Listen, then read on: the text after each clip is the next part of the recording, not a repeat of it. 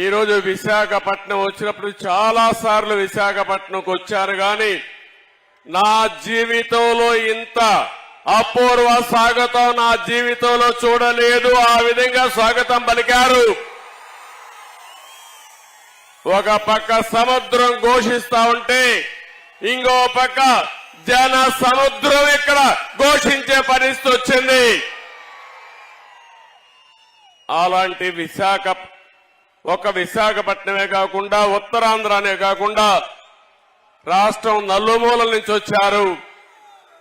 యువగళం ఒక పక్క, ఇంకో పక్క ఎన్నికల యుద్ధ బేరీకి మోగించడానికి వచ్చినటువంటి సైనికులందరికీ పేరు పేరున మనస్ఫూర్తిగా నమస్కారాలు.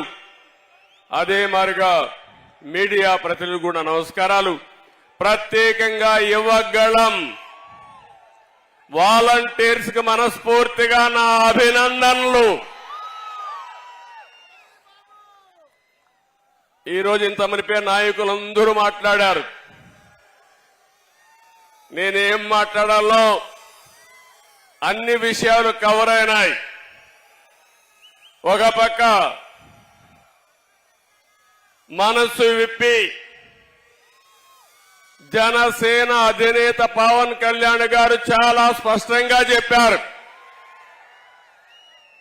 గతంలో ఏ విధంగా రాష్ట్రం కోసం సహకరించింది, ఈరోజు మళ్లీ ఏమి ఆకాంక్షించి తెలుగుదేశం జనసేన పొత్తు పెట్టుకుంటుందో చాలా స్పష్టంగా వారు చెప్పడం జరిగింది. ఇంకో పక్క లోకేష్ కూడా 226 రోజులు రాష్ట్రం మొత్తం తిరిగి ప్రజల సమస్యలను అర్థం చేసుకుని అధ్యయనం చేసి చాలా క్లుప్తంగా వారి అనుభవాలు కూడా చెప్పారు. మీరు ఒక విషయం మీరు గుర్తుపెట్టుకోవాలి. భారతదేశంలో పాదయాత్ర చేయడం ఎప్పుడు కొత్త కాదు. నేను పాదయాత్ర చేశాను, బస్సు యాత్ర చేశాను. ప్రజా చైతన్యాన్ని తేవడానికి మొట్టమొదటిసారిగా నందమూరి తారక రామారావు గారు చైతన్య యాత్ర చేశారు. అక్కడి నుంచి ఎన్నో యాత్రలు వచ్చాయి. 45 ఏళ్లు సుదీర్ఘ రాజకీయ జీవితంలో చూశాను. ఎప్పుడూ పాదయాత్ర పైన దండయాత్ర చేసే సందర్భం ఎప్పుడూ లేదు.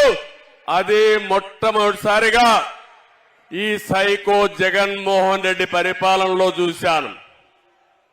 ఎవరైనా పాదయాత్ర చేసి ఒక సమస్య పైన పాదయాత్ర చేసినప్పుడు, ఒక పవిత్రమైన భావంతో చేసినప్పుడు చేతనైతే సహకరించాలి, చేత కాకపోతే ఇంట్లో పడుకోవాలి. కానీ పోలీసులు అడ్డం పెట్టుకుని ఎన్ని ఇబ్బందులు పెట్టారో కడాన నా ఎవరైతే యువగళం వాలంటీర్లు జైలుకు పోయి వచ్చారంటే, అటెంప్ట్ మర్డర్ కేసు పెట్టారంటే తమ్ముళ్ళు భయపడద్దండి. మీ కష్టాలు నేను చూసా. తప్పకుండా వడ్డీతో సహా తిరిగి అప్పజెప్పే బాధ్యత తెలుగుదేశం పార్టీ తీసుకుంటుందని చెప్పి కూడా నేను మీకు తెలియజేస్తున్నా.